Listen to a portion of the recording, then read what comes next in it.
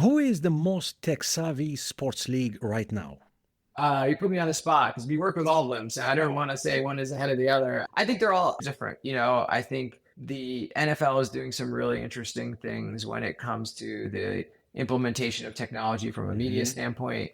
I think to your point, Formula One is It light is. years ahead of these other leagues when it comes to on the track performance. And we were talking about that before. I think the NBA is doing a phenomenal job when it comes to social media and fan Hmm. engagement. So I think it's such a broad, right? Technology is so many different things that it's not one size fits all. I think that all the leagues are doing it in a very different way. That's, obviously more applicable to them and where they're at in their maturity. Yeah, but certainly a lot of room for improvement in other areas, right? Where they're maybe behind. Hmm.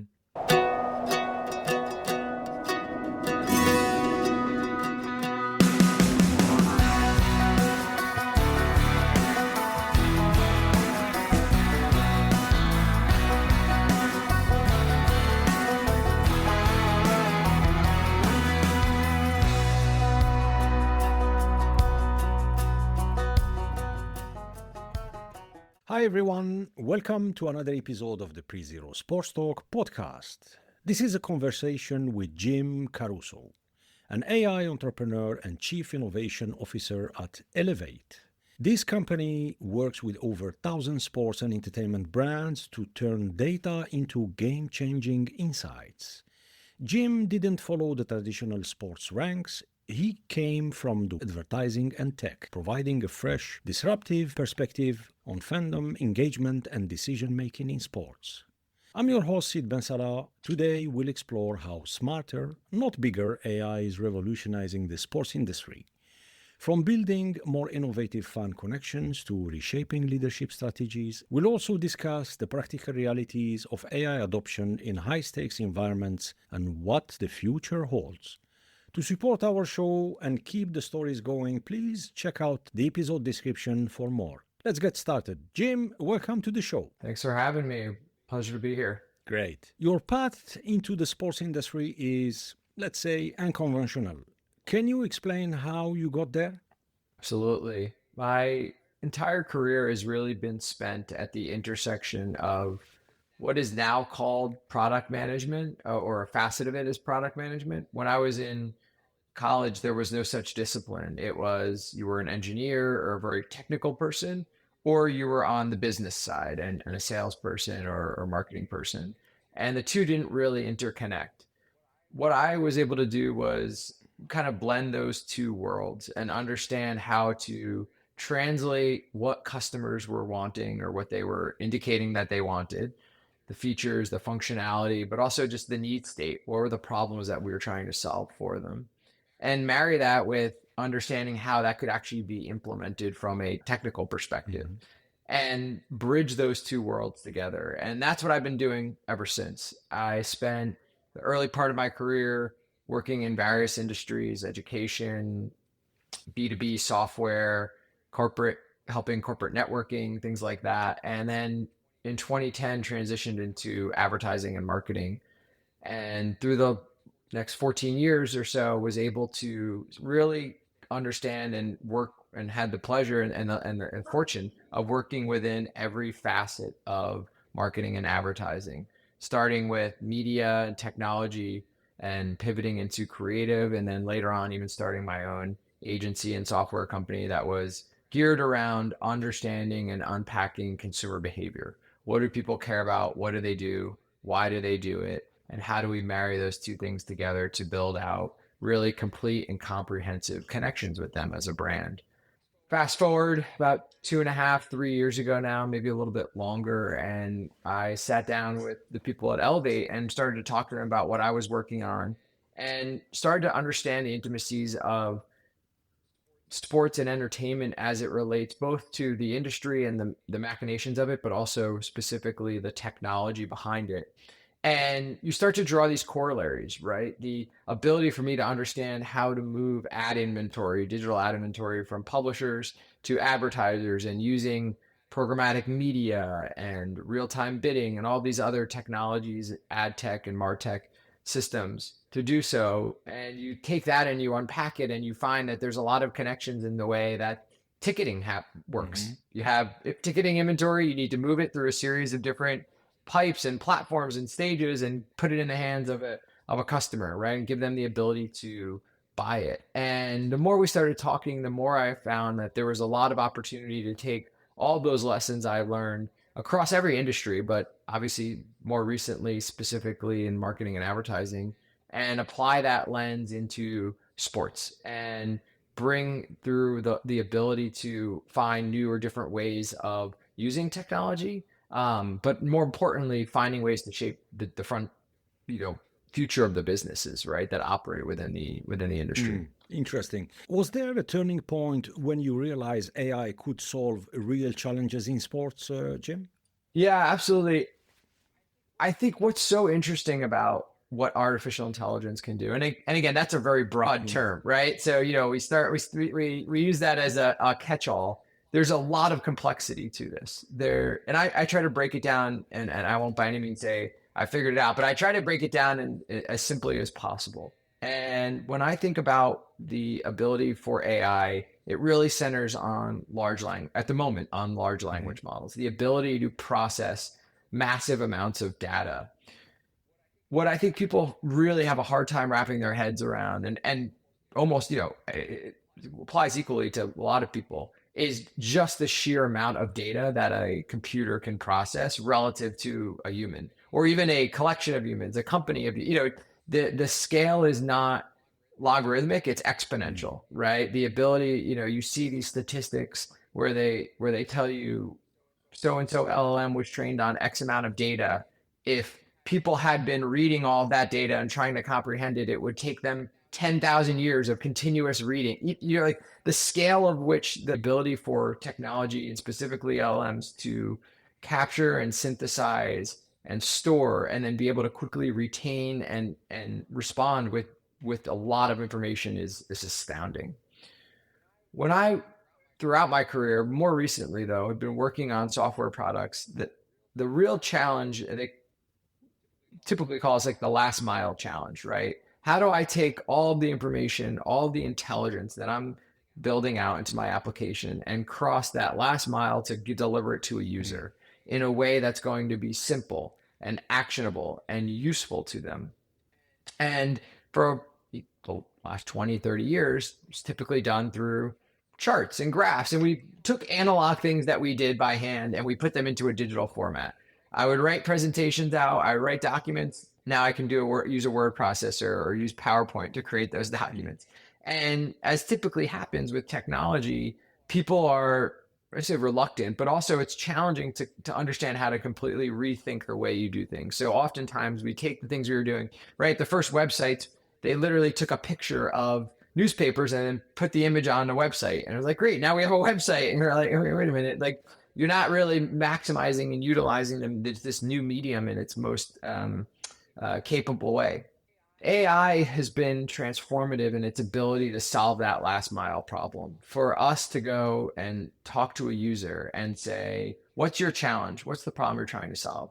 Well, I'm trying to understand how my fans interact with beer brands when they're not in the stadium, right? What do they purchase when they're out of this, when they're at the grocery store? That's a Mm. question. They have a question. They're trying to solve a business problem with that question.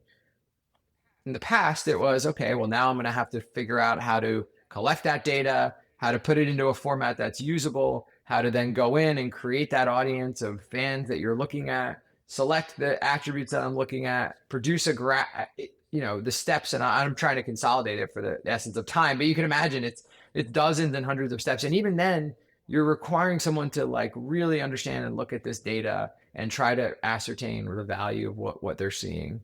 Yeah. What AI has done, right, is turn that and say, I don't need a degree in data science. Forget, let alone a degree in data science. I don't even really need to be all that sophisticated or know how to manipulate data or need to.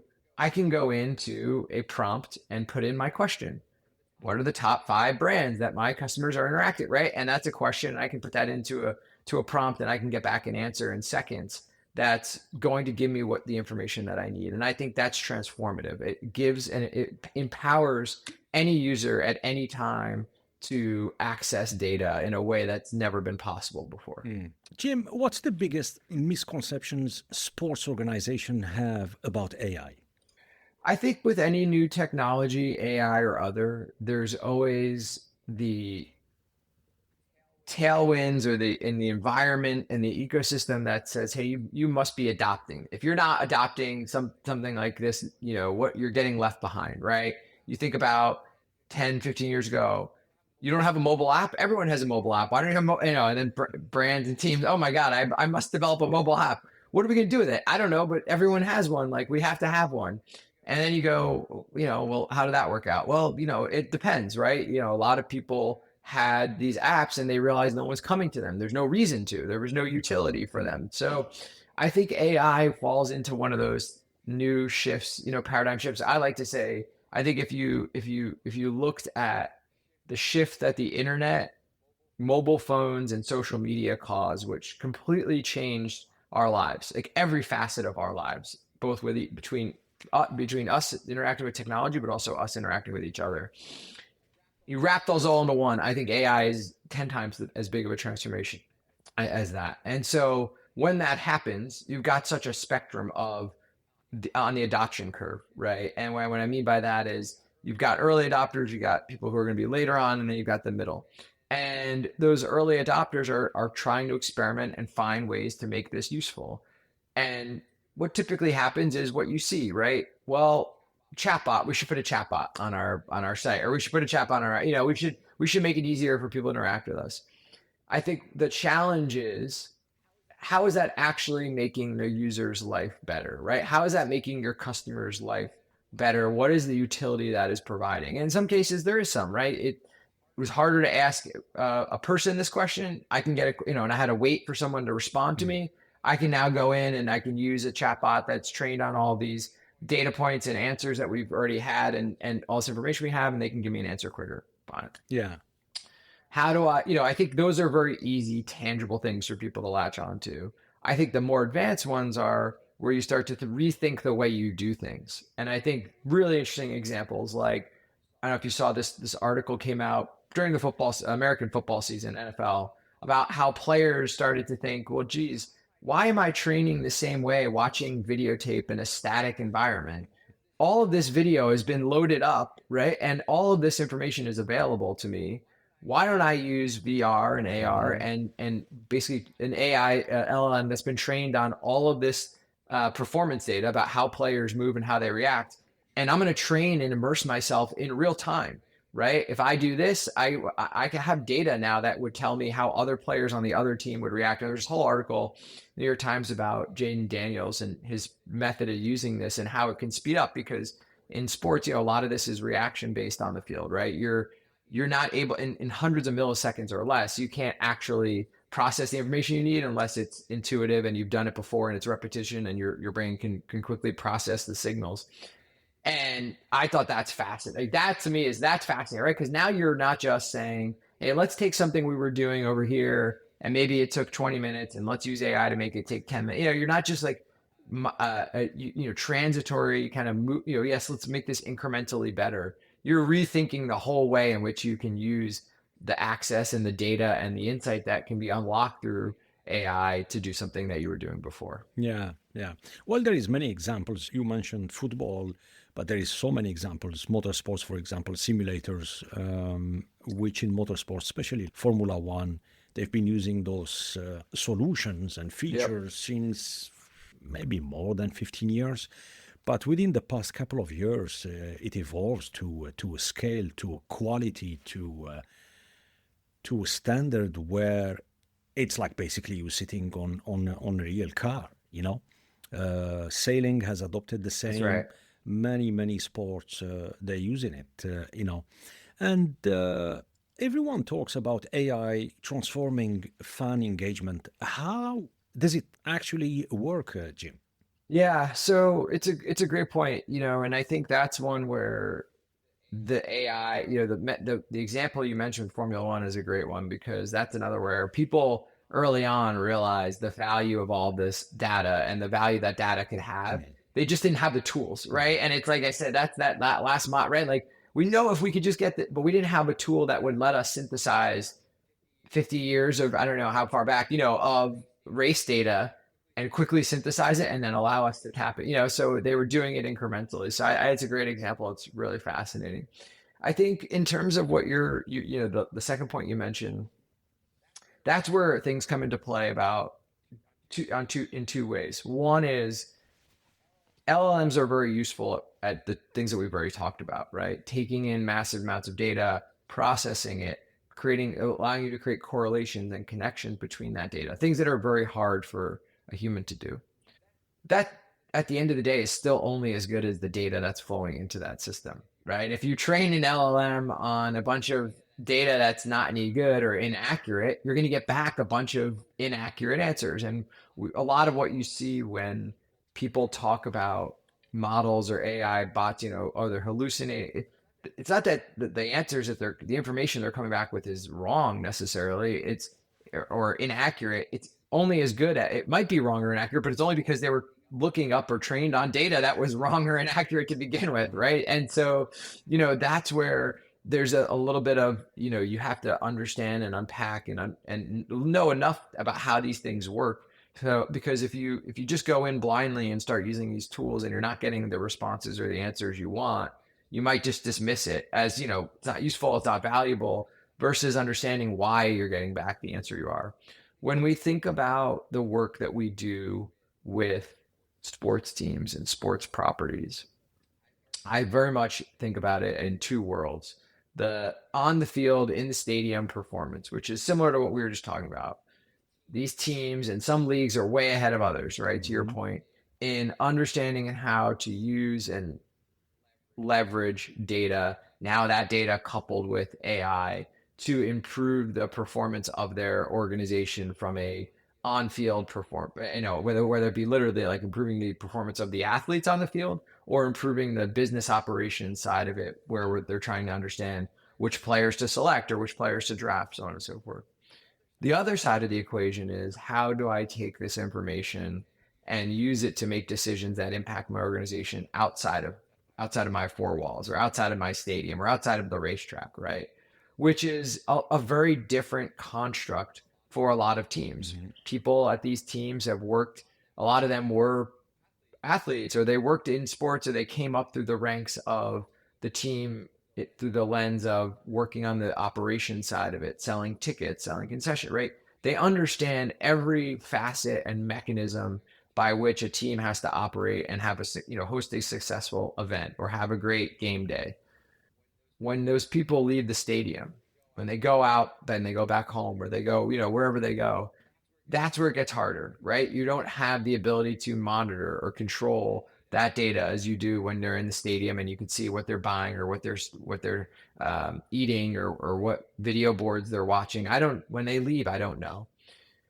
What I saw was an opportunity to really focus on that second part, right? How do I take the same lens at which, and it's the same methodology and the same beliefs, right?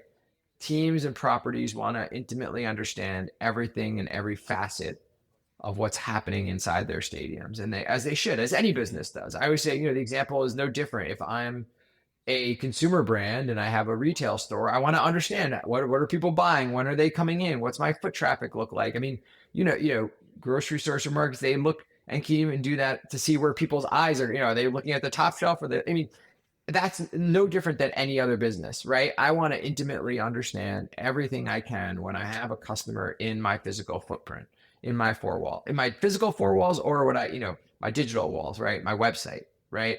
Google Analytics can provide me hundreds of data points about how people interact with my site, and I can figure out how to use that data to improve the customer experience. Before they come to my website, before they come to my stadium, after they leave, what do? That's the big question, right? How do I understand and use data or capture it, synthesize it, access it with the same level of detail, with the same level of certainty and insight that I can get from it outside of my stadium as I do inside. And that's really what we're focused on, right? We're trying to take those two worlds and marry them together, work with providers, work with our partners, work with our teams who, like I said, oftentimes have a lot of that in-house, data about what's happening inside their house, so to speak, and marry that with what's happening outside. Help them understand what people are doing when they're not in the stadium. Where do they spend their So, time? What products are they yeah, purchasing? So on and so Jim, forth. Yeah, just to please. jump in and on that point, so just for the listeners to simplify it, so basically, Yeah, you gathering as much data prior and post, let's say, a game, a match, a fixture, an event, in order to, and now we have the tools, we have the means to process all the data. And that work, basically, the main goal is to optimize fan experience.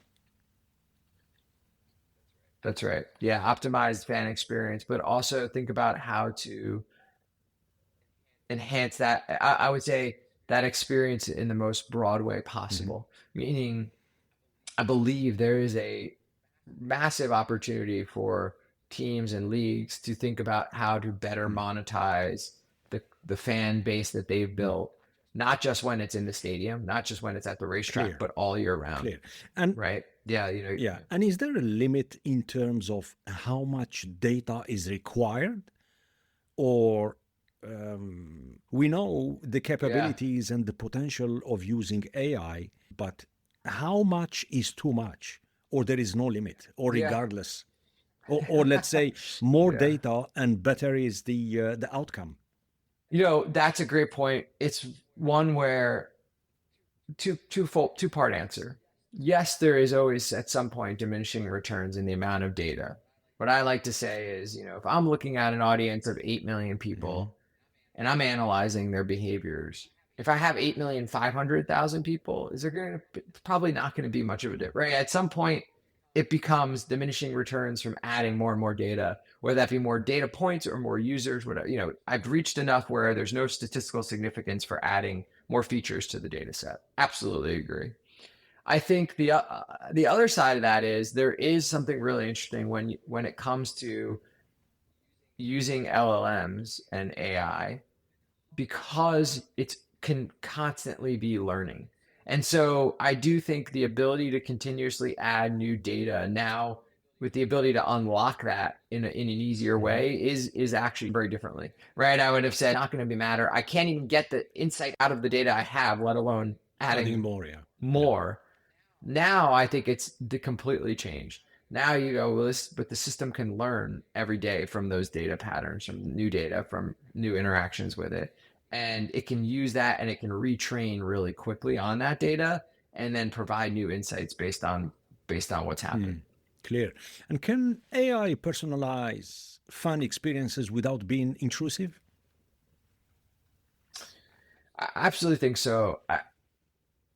My background in marketing and advertising, obviously, I have a little bit of a different lens, or I have I have a very kind of clear point of view on Mhm. this. When I talk to people about what advertising is, and it's not even a word that's you hear it, but you don't even think about it a lot, and it touches every part of our lives. My line is, why is the internet free?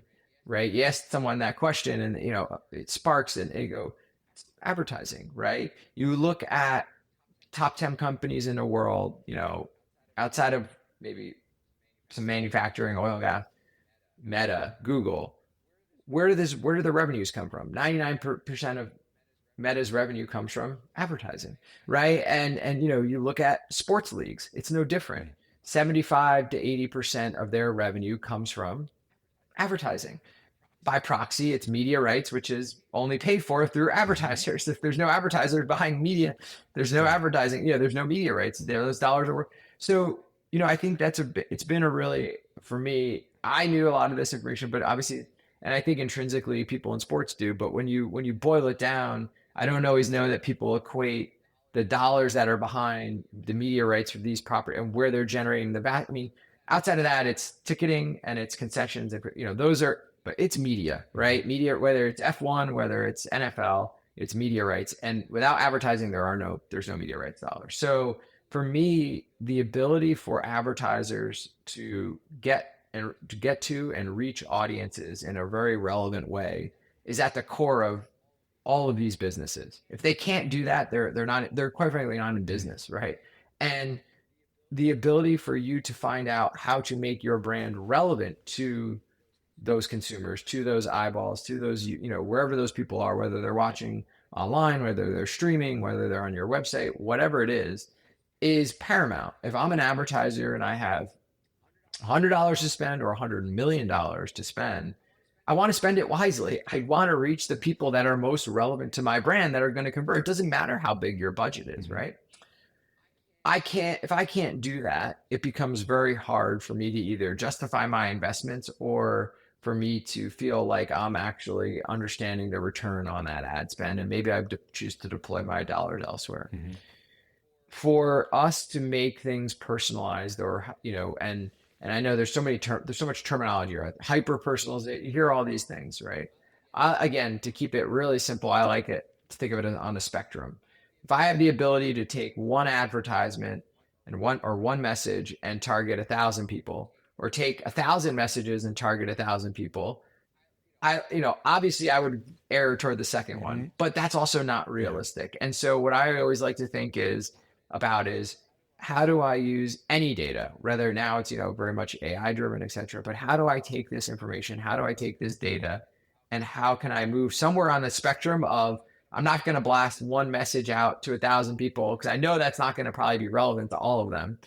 I'm also not going to be able to create where's the sweet spot, right? How do I use data to understand in a privacy safe way, to your point, which I think is absolutely, paramount to this, where on that spectrum I should be, and how do I break that down and make it worth my while to do so, right? Because to your point about is more just more, is 500 versions of an ad better than 5,000? I don't know, right? Like, I don't, maybe 5,000 versions are better than 500. Just because I can do it doesn't mean I should, to your point, right? And so that's where you have to think very much from a strategic standpoint. I do think, to put a point on it though, what AI can do is help us move much more rapidly to that scale. Mhm. It can move for, so not maybe 1 to 1,000, but maybe 1 to 100.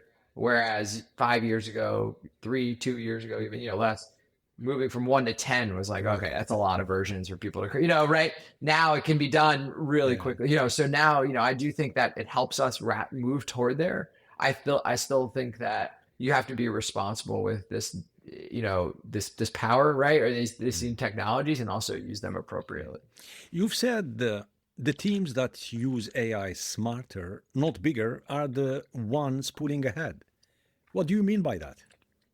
Yeah, I think for a long time, for 10 years maybe, right, there was this obsession with big data. And everyone was told we have to have as much data as possible. We have to capture all this data. It needs to be bigger or more and more.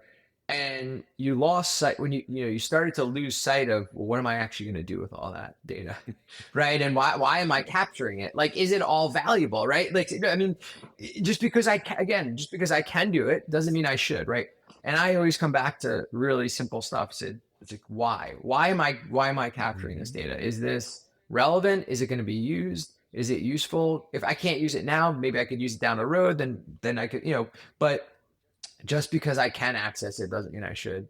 I think that the same principles apply when it comes to AI. Why am I building this capability? What business problem is it solving? How is it going to help move my organization forward?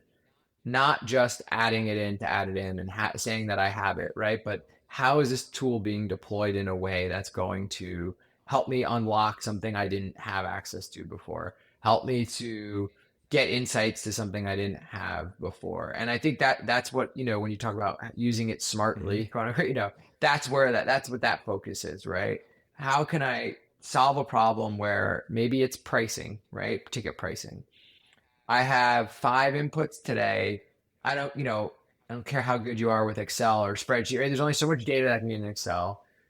Can I, a hypothesis could be, well, if I had 1,000, if I had tens of thousands of data points over 10 years, which I can't do that analysis in Excel, but I can do that with an AI model, and I can ask it for answers to I'm going to get maybe a better result, right? Now that's a great use, and that's a very clear use case. And I think, like any great products, whether they're software technology based or not, establishing what those use cases are, creating hypotheses, using a very like methodical approach to this is paramount. Otherwise, you're going to end up with a lot of technology that maybe is being deployed or used, but it's not clear what the business impact of the and the application of it is going to be. The way AI is developing at a pace, put it this way, it's a full throttle. You know, we cannot even forecast, let's say, how it's going to look the next 3 years. We might say the next 2, 3, 6 months, maybe.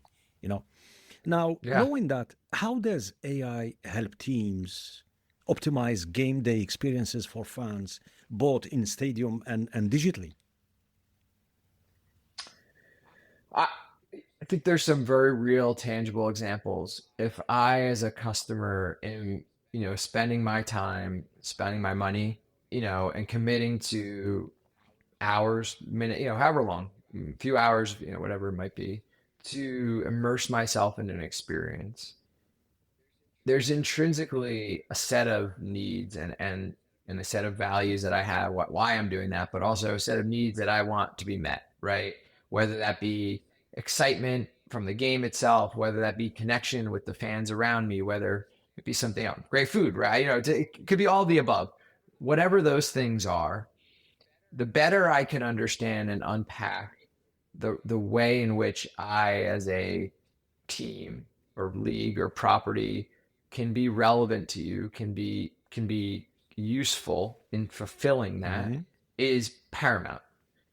The ability for me to do that really quickly and with certainty is the probably two biggest factors when it comes to doing it at a game day. Which is your point. Like, we use very broad, game day, right? Whether it be a few hours a day, whatever, right? Like, because it doesn't help me if I'm a team and I say, hey, I learned all this information about, oh, we really could have done this better. I mean, yeah, I can use it next time, right? But like, the holy grail is, how do I use it in, I won't say real, near real Mhm. time, maybe is the right.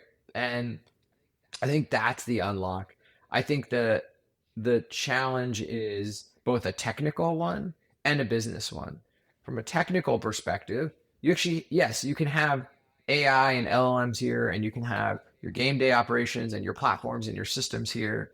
How do I bring those two things together, right? Because some of those things have been around for a very, very long time. The ticket scanning, the food concession POS. I mean, those are technologies that are not new, right? They've been around years, Mhm. 10, even longer, 10. The AI, very new, right? So there's a technical challenge to marry those two systems together, to bring those worlds together, to understand how to amplify operations with my existing systems, but also now add new capabilities I didn't have before. I think about, you mentioned earlier when we are getting on about your F1 fan, right? And I think that's such a great Mhm. example. How do I take this information and put it in the hands of fans? What are the things that I can now unlock or provide access to that they didn't have access to before? Maybe I did, but it was locked away in my internal systems, right? Teams, drivers, they had that information. There was no way, there was no conduit to make that available. I think of examples where, you might have questions as you're seeing drivers on the track, and you'd love to, maybe you could actually get access to answers about it, Mhm. right? Where, instead of just being statically presented the data that they're choosing to show you.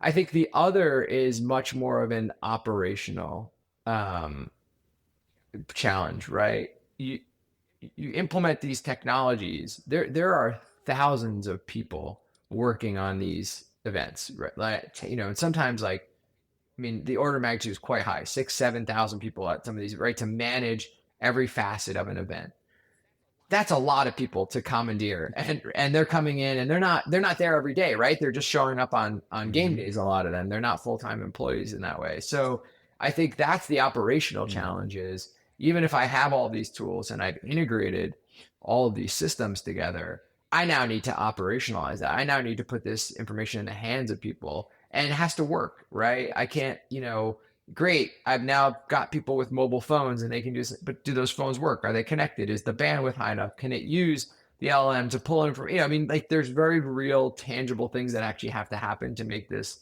usable on the ground. And so I think that's where those two things have to come Yeah. together, both the technology and the Mhm. operational side. Let's shift gear and talk about AI and sponsorship. For our listeners, sports industry, one of the main revenue stream segment is sponsorship. Then you have ticket sales, merchandise, then F&B probably depend on the organization or the promoter what kind of inventory they have. And we know that sponsorship is a major revenue stream in sports. Do you believe that AI can help brands and teams align better? Absolutely. So, we go back to some of the discussion that we were having earlier.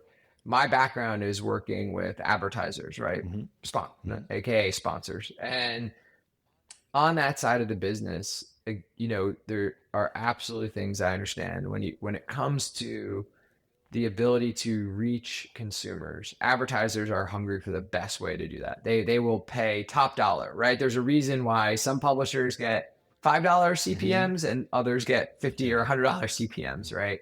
The ability for me to understand how and who I'm reaching and do so in a very relevant way is paramount.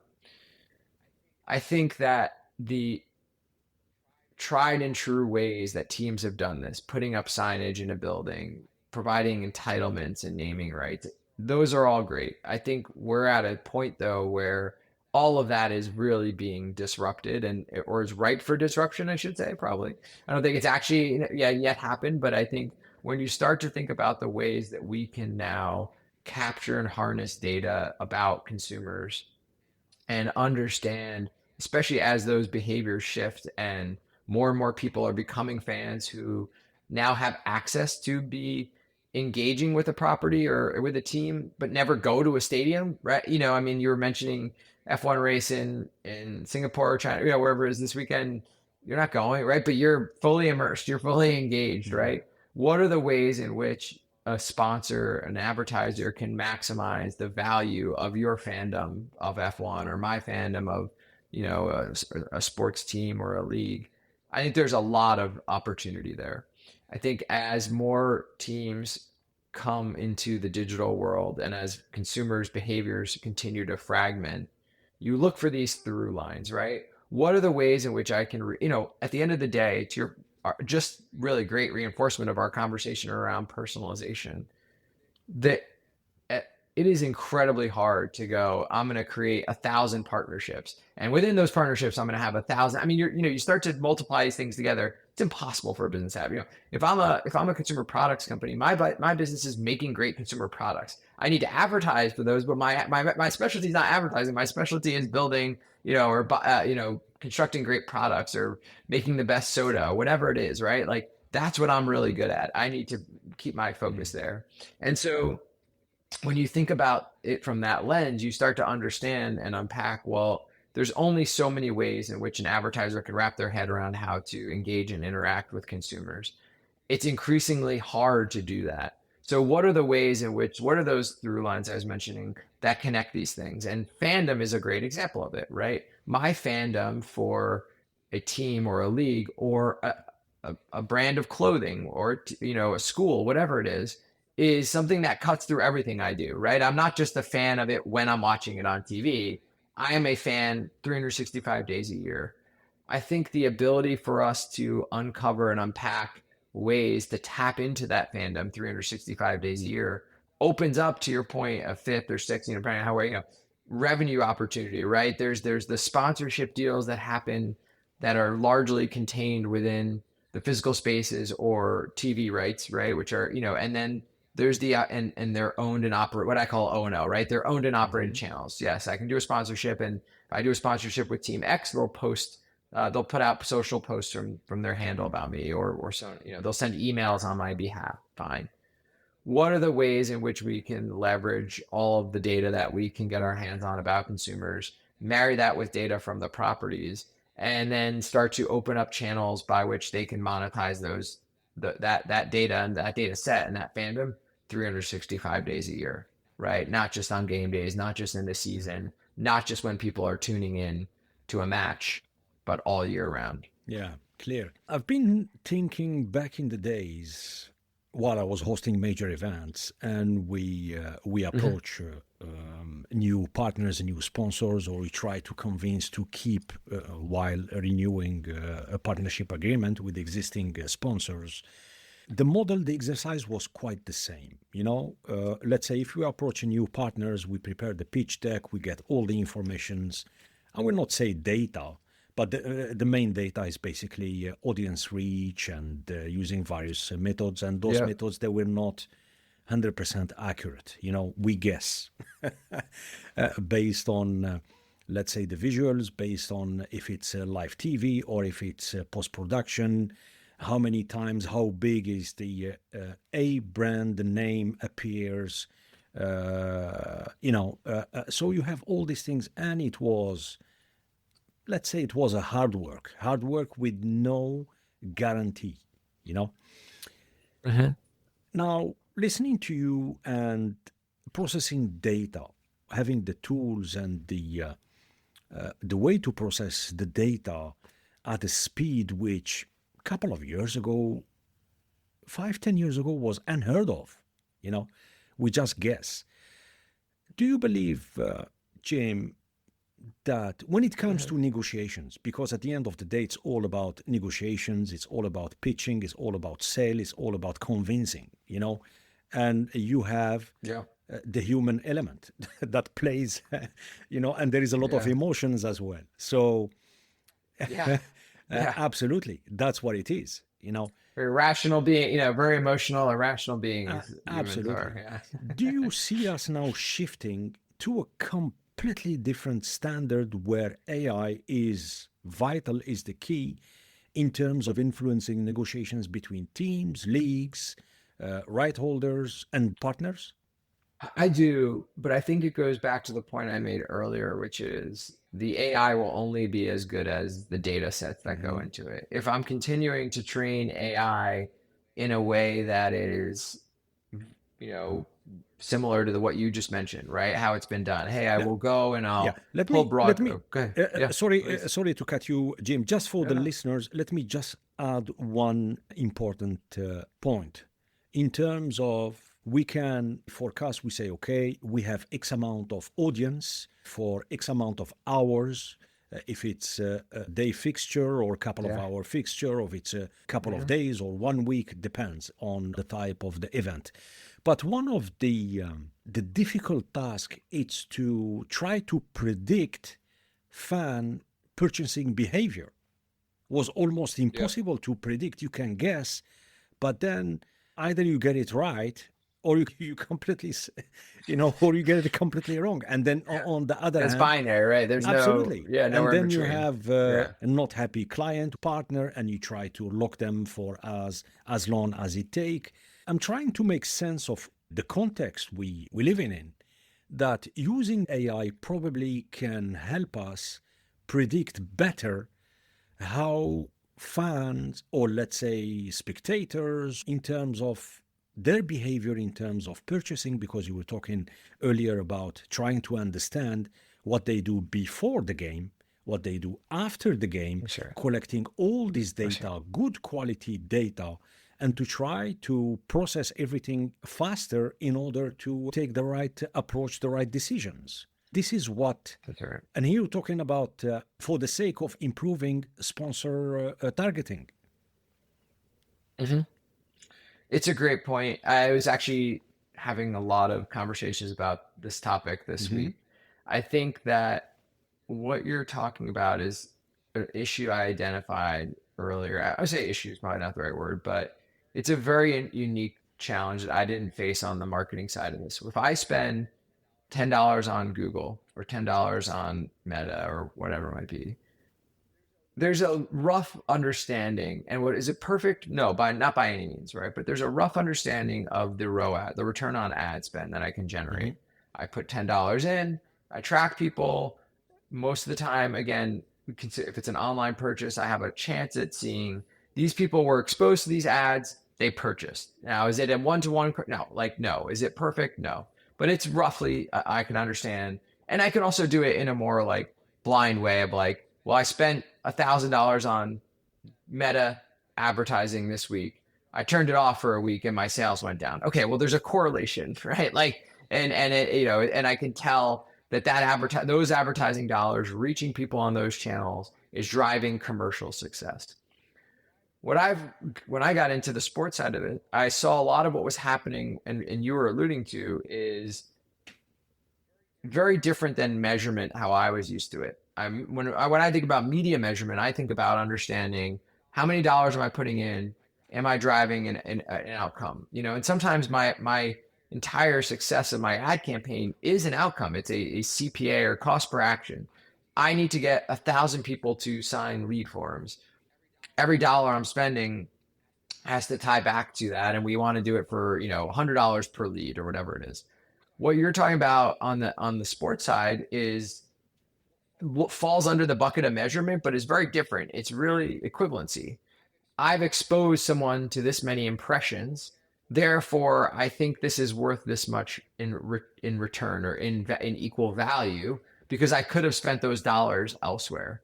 What's missing from that equation is who did I expose? Beyond the fact that they were in the stadium, they were fans of a team, right? Like that doesn't tell me that they were likely to buy my product. I sell ice cream. Is every one of those people in the stadium likely to buy ice cream? Probably not. How many of them go to the grocery stores where it's sold? I don't know, right? How often do they buy ice cream? I have no idea. It gets to the heart of everything you were just saying. There's a huge gap between I exposed you to a billboard in the stadium for my product for 2 hours and who did I expose it to? How much is it going to get them to move? Can I track the fact that they went in and then bought that product when I have no ability to do that? I think there's a massive opportunity to take the line of thinking, take the approach that has been, again, is it perfect? No, but tried and true in advertising and marketing around tying attribution and outcomes for your ad dollars to what's happening on your site or in your store and apply that to sponsorships and apply that to this arena where you can get much more direct, again, maybe not one-to-one, but more direct causality between I actually know I only want to reach these people. I don't want to reach everyone. I want to reach these 20,000 people who are actually in my target audience. When I reach them, I need to do it at that's the reach part. And the other part is frequency, right? The reach frequency, I need to do it at a frequency of X. Beyond that, it's not worth it. And below that, it's unlikely to produce a conversion. I don't need to reach 80,000 people 15 times. I need to reach 20,000 people 30 times, right? Whatever it is, those variables are what drive the foundation and my belief and the model of what is a functioning, working advertising ecosystem, a $5 trillion business, right? Those two things need to come together. And I think there's a massive opportunity for brands and teams to learn. I mean, I think brands know it inherently, but they apply it to your point. That's the tension, if anything, right? Because they're saying, hey, I can measure these things over here. I can put my ad dollars into Meta or Google and it says, hey, what is your return? What you can literally put in, what is my ROAS that I want from this advertising, right? What is my cost per click? I don't want to pay more than $2 a click because I know that if I pay more than that, it's not worth it. So if I get someone to click to my website for less than $2 and I can convert them, I know my conversion rate, it's worth it. You don't have that in Spot, right? There's nowhere in a Spot where you can go, hey, as an advertiser, I would like to go sponsor F1 and I want you to generate a $5 cost per click. It doesn't, right? So, right. And to me, this was fascinating. I mean, again, I love advertising. I view it as an engine that powers, so much of the businesses around the world that's still very much not understood, or it's very much viewed from a creative lens, right? People think of advertising to think of, oh, that great Nike ad campaign, right? They don't think of the pipes that we're talking about that are actually powering the biggest businesses on the planet. Amazon, Google, Facebook, Meta, these are all powered by advertising. They don't exist without advertising. They don't exist. That to me is fascinating. So when I think about, well, how do I take those principles? How do I take those opportunities and move them into an industry, which is also another, multi-billion-dollar industry?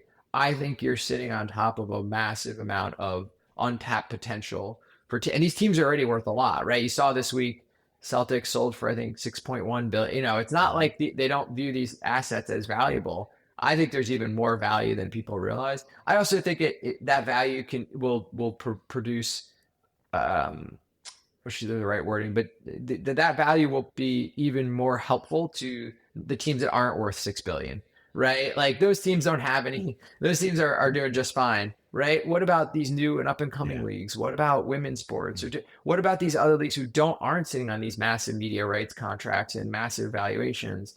You start to apply this to their businesses, and to your point, those struggles that they're probably having of proving how, yes, no, I'm telling you, advertiser, sponsor, this is going to work. This, like they're using the same playbook everyone else is using to do that. And I think that that's a massive opportunity to be really helpful to those other leagues and teams, more of those challenger or newer ones. Right. Yeah. AI is here and he's here for a long time. You know, Yeah. how can Yeah. AI help decision makers from coaching staff to league officials make better calls? Yeah, I mean, we certainly don't do a lot of work on the field or really any. Uh-huh. So I stay out of that Hmm. arena, so to speak, or the on the pitch, whatever your preferred method. I think that it's no different though. Even though Elevate and the work that we do doesn't really translate on to helping refs or partner, things like that. The ability to have more data at the disposal of decision makers is the same concept, right? In this case, the decision maker is a referee versus a marketing manager, right? But at the end of the day, the ability to get more information and put hands in the decision makers, or put that data in the hands of decision Hmm. makers as fast as possible with as much accuracy as possible is undoubtedly helpful.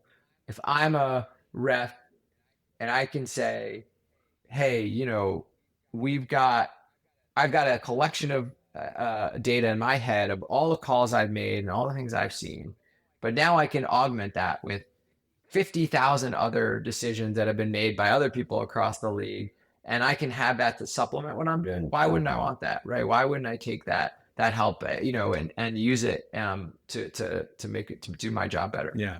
Yeah. And on that, you've said, Jim, AI won't take your job, but someone who knows how to use it will. What should sports Yeah. professionals do today to stay ahead?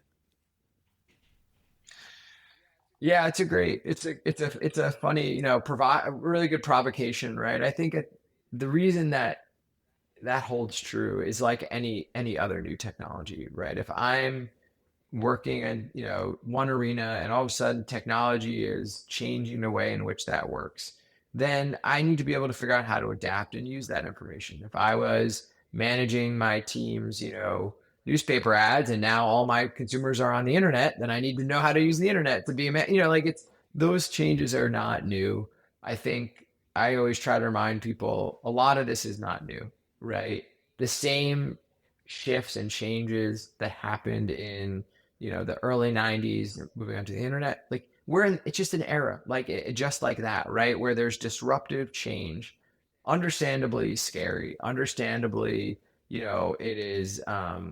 it is something that you have to really embrace, but also it's not going to be useful immediately to everybody, and it's not going to, you have to also understand, right, where and when it's going to impact you. So I think that idea of using AI and understanding it, learning about it, that's the most important step, right? Now, there's going to be certain people who this is directly applicable Hmm. to, and it's directly applicable to their jobs today. But then to your point, we can't predict, there's going to be others that it's not today, but it's 3, 6 months down the road. So being able to learn about how it works, why it works the way it does, and come up with potential uses for it, I think that's step one. I think you do that and you're putting yourself in a really good position to stay, at the forefront of this, and stay and understand how it's going to become useful and valuable to you.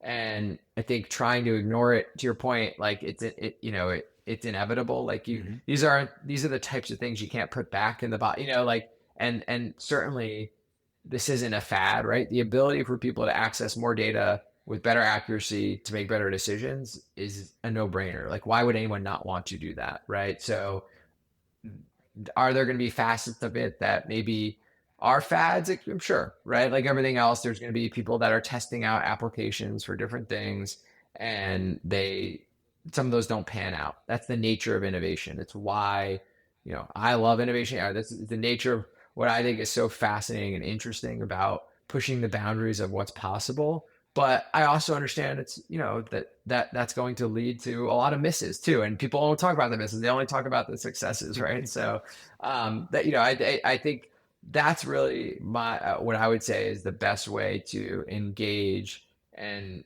leverage this right now. I don't think it's not worth trying to get caught up in, well, I don't know, I don't see a use for this right now, and then therefore I'm gonna ignore it, right? It's like that might be fine. You might not have a use case right now, but I think being able to understand, learn about it, like anyone could do that, right?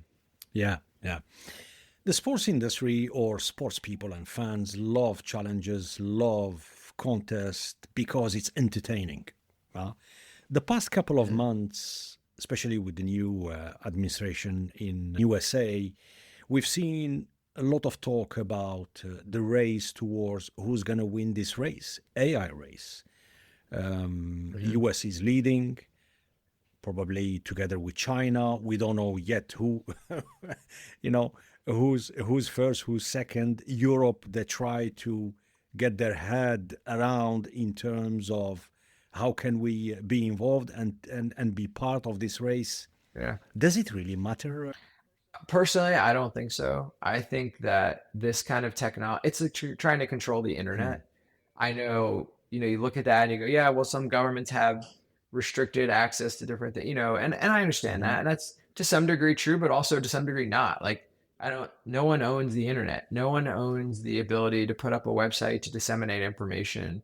No one owns email. Like, can you control or restrict some of the stuff that gets used and how it gets used? Absolutely. I'm not, oblivious to that. But at the end of the day, these types of technologies and the big, I think that's one of the biggest things that we probably didn't touch on it too much earlier, but the one of the things with LLMs is not, we talked very much about like the functionality of it, right? But we didn't really touch on the fact that one of the biggest reasons that I think it's having such a profound impact so mhm. quickly is, I alluded to it, but it's accessible by everybody, Yeah, right? What I was yeah. pointing out earlier, the beginning of our conversation, right? If I am a person with a question, I now can I have a source to go get an answer to that question. That's transformative, right? Like it really It is, and is. it's so simple, right? And the simpler these steps. My experience with all this is, the simpler something is, the easier it is. It's not, and the easier it is for you to be commercially successful. By the way, right? I built technology that I thought was great and really game changing. No one could figure out how to use it. And so, and guess what? Those businesses didn't really go that well. Right. So, there you go. But my point with this is that with AI, with these LLMs, they're disseminated. A lot of them are open Mhm. source. They're available to everybody to use whenever they want. And I don't see a world in which you can really restrict or control that. I also think it's very difficult for these models are all so good. Now you're splitting hairs, Yeah. right? This model is better. Like, you're splitting hairs, right? The basic ability that any of these LLMs unlock is far beyond the capabilities that are available to you without them. Yeah, Period. yeah. The ability to control that, the code's out there. Like, they're out there. You can use them. You can turn them on.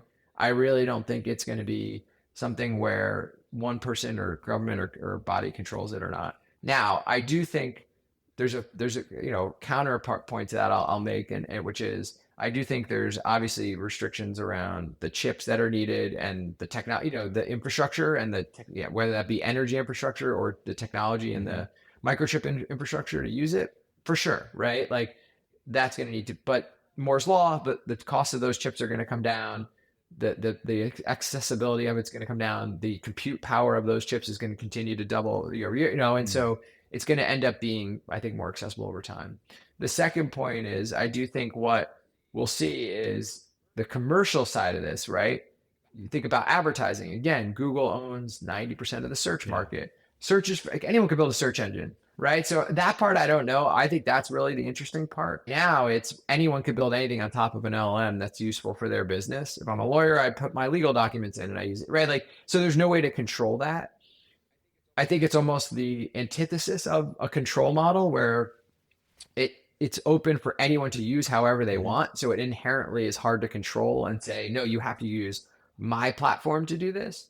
But we'll see, right? Maybe ChatGPT or Claude or Anthropic or DeepSeek, maybe one of these becomes so good from a commercial Hmm. standpoint. Again, the models will be used by everyone, but the commercial side, that one of them starts to dominate, right? And people say, hey, I can only pick from these three, and I'm going to use this. I don't know, Hmm. right? That could be very interesting, and then you could see maybe more of a restriction, but it's hard to say. I think how that's going to play out because right now it's I could put some code up on a website and you could start your Yeah, yeah. own chat, right? You can start, right? Like, Hmm. so how to control that. Yeah. I think this narrative that we kept hearing the past couple of months and still now is just a strategy or a tactic to get investors or potential investors to invest in a country and stuff like that. Mhm. So, but I fully agree with you.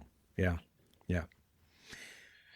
Yeah, like I said, definitely don't want to understate that there's a lot of like infrastructure, right? And technology that has to be built. Like we're talking about the consumer application. Like I go to Claude, and I pull it up in my browser. It's easy, but behind that sits thousands and thousands of microchips and data set, right? And the investment in all of that for sure, right? Like needs to be there. We're just getting the benefit of the end product.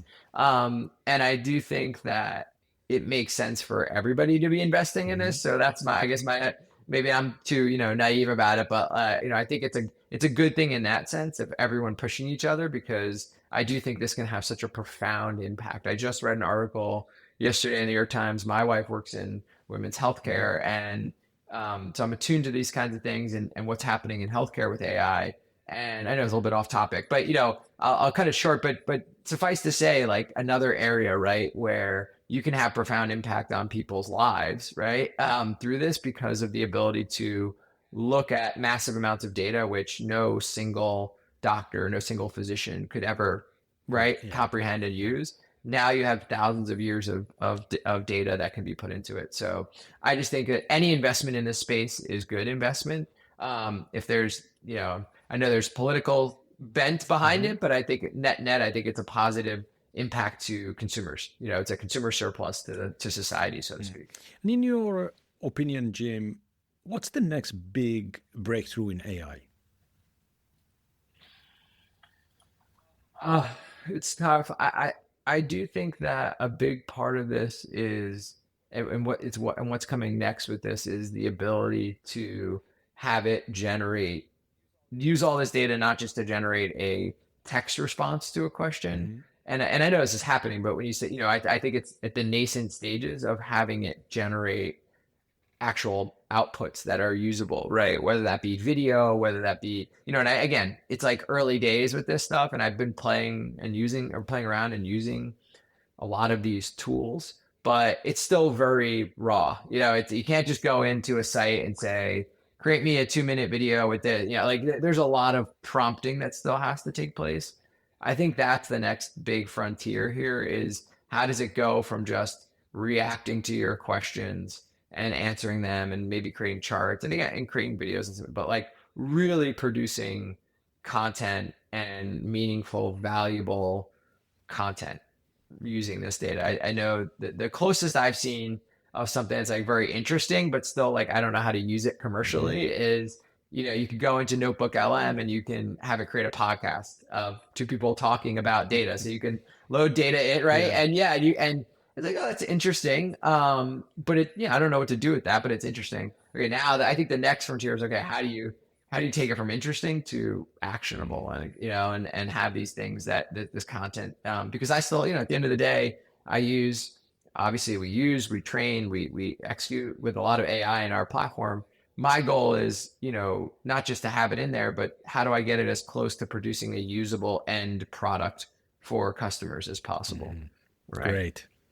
Great. Now it's time for our lightning round. Okay, Ready for let's do speedy it. Q&A? Absolutely, sounds good. Excellent. Try my best. Let's do this.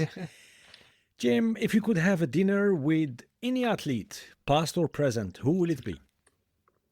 It'd have to be Tom Brady. He's a Michigan man, and he's also obviously fantastic at what he does. And I've never met him, so I think those two points would be great to connect on. What's your favorite sports moment of all time? Favorite sports moment of all time when I was there was the Rose Bowl last year when Michigan beat Alabama to get to the national championship. I was there with my wife and my kids, and I'll never forget that moment. Hmm. If you weren't working in AI, what would you be doing? I would I'd be a chef. I Ah, love cooking. nice. Yeah. Which kind of cuisine or gastronomy? Italian food mostly. Italian. Yeah. Yeah, Nice. it's my background, my heritage. Yeah. I think, there's a lot of overlap. You'd actually be surprised. I guess the lightning round, but slower momentum, but there's actually a lot of overlap, Hmm. right? How do I take all these ingredients? How do I build a cohesive dish? How do I take all of these technologies? How do I build a cohesive product? There's actually, yeah. Yeah, but then you need to have a good quality ingredients, which is not That sure if that's AI right. can help with that. That's right. Yeah, that's no, that's Because absolutely true. That is probably the biggest look, it's funny challenge you're talking for about me Italian in the US. gastronomy. It's funny because look, Yeah. I traveled all around the world, and we all love Italian food, and which area, which region compared to any other place in the world. I could not agree more. We can have a whole podcast just about that. Absolutely. I'd be happy to do so. I completely agree. It's one of my biggest frustrations living in the US is to your point, I can cook some great Hmm. dishes, but if I don't have the ingredients and you just cannot, I import as much as I can from Okay. Italy, but it's not as fresh, right? I mean, it's like you go there and they're like, oh, I made this dish of this, with these ingredients. Where'd you get it from? They're like, oh, it all came from right there. The sheep are right there. The cow, right? Like everything I can see with my eyes where I got it from. Hmm. Here, I'm not as lucky. So that is something that I'm very much passionate about and very much agree with Okay. you. And on that, what's your favorite Italian dish? That's a tough one. I mean, it's hard to say. Pizza margarita is phenomenal. Hmm. It's comfort food and it's transient. I also was lucky enough to go to Bologna last Hmm. summer with my Hmm. family, and we got to sample some stuff. And Bolognese cooking is Hmm. fantastic, and everything about it, prosciutto, pepperoni, and everything. So if I had to pick one, I mean, I guess I would say pizza. I also love carbonara, which I had in Rome is it's like none other. But so I'm giving you a poor answer, but those are all the top. I think it's like you said, right? You'd have to go region by if you really want to do it, you have to go region by region. Yeah. Yeah. Yeah. Would you agree that the best pizza in the world is in Italy, obviously, but it's in Napoli? I'm hoping to find out. I've not been to Napoli, You should. so I have a trip planned this You summer. should. I'm going in June. You I'm should. going in And I June. will send you I'm really I'll excited. send you the address where apparently they invented pizza in Napoli. Yes, I will do please. that. Yeah, any recommendations you have, that would be I will. fantastic. I will. Yeah. Yeah. If you had to explain AI in one sentence to a 5-year-old, what would it say? AI can take massive amounts of Hmm. information and let you ask any question from that info and get back a answer very quickly. But that's what I would try. I would that would be my poor attempt. And my kids seem to just kind of know what AI Hmm. is, so they didn't, not for me. So luckily, I haven't had an Hmm. Yeah. answer for them. Yeah. Yeah. Yeah. It's not an easy one. Yeah. No, not by any means. No, not by any means. And it's like one of those things where, when my son was growing up, he had an iPad, and all of a Hmm. sudden you never taught you never teach them how to swipe, right? But then that's how they get wired, right? And so then he goes up and he would go up to the TV screen, Yeah. right? And like, why isn't it right? And you're like, oh, you use a remote. Whatever, it's a remote. I don't, and I think AI is going to be one of those things, Hmm. right? Not for my kids a little bit older, but Hmm. in the kids who are born today and in this few years, they're just not going to know a world without it, Hmm. right? And you're not going to your point, you don't have to explain it. It's actually what Yeah. they're not going to know any other way Yeah. than asking their phone, right? Something, oh, that's AI. And it's Mm. just, there's going to be part of their life. And Jim, do Yeah. you do you think that schools in various countries, jurisdiction, they should start now teaching AI to the little ones? I absolutely do. Yeah, like I said, I think it's already embedded. I know kids are using it in school. They're Hmm. using it to do homework. Right? Like, why would we not want to educate people about? Because again, there's pros and cons. Like, and it's very you're going to make mistakes if you don't know how something works, right? So Yes. yeah, I think absolutely getting smart about it, understanding it is paramount for anyone, children or otherwise, Mm. right? I think everyone needs to needs to get up to speed on it. Yeah. Favorite book or documentary or maybe a movie on sports?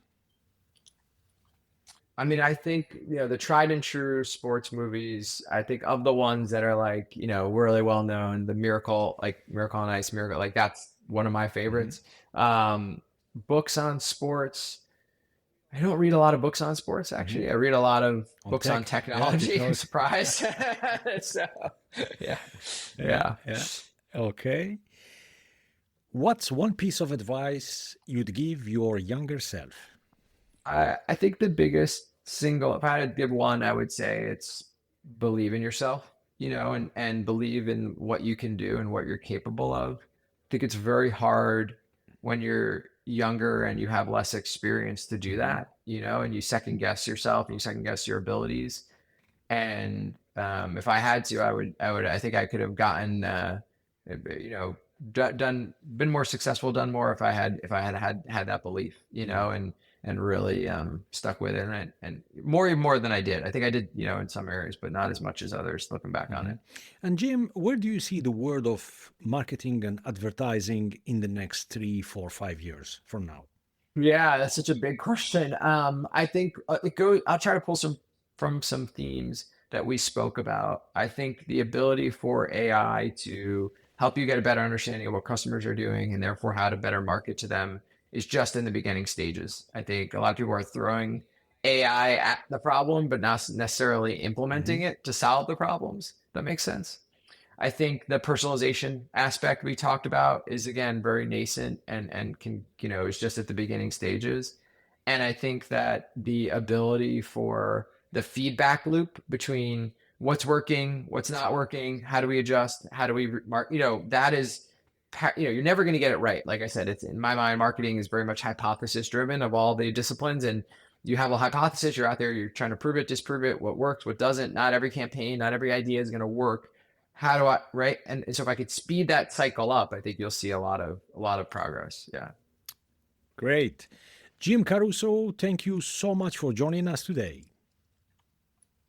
Thank you very much. Really appreciate it. Great discussion and had a fantastic time. Thanks. Thank And you so before we much. conclude, can you tell our listeners where they can contact you, learn more about your work, or connect with you online? Yeah, absolutely. So you can visit our website. We're up there, oneelevate.com. My email is jim@oneelevate.com. You can drop me a note directly, find me on LinkedIn as well, and happy to engage, respond, and chat with anyone anytime. Great. As Peter Drucker once said, the greatest danger in times of turbulence is not the turbulence. It is to act with yesterday's logic. And on that, couldn't be more relevant today as the sports industry navigates a world powered by data, technology, and constant change. We want to thank you for joining our show. If you enjoyed this episode, we have more for you. You can now watch the entire episode on our YouTube and Spotify channels. While you're here, subscribe and don't forget to tap the bell. Visit prezerosportstalk.com to explore more conversations on sports, leadership, faith, performance, and innovation. From Sweden to the world. Until next time, stay curious, stay inspired, and make a difference. We'll see you soon. Take care.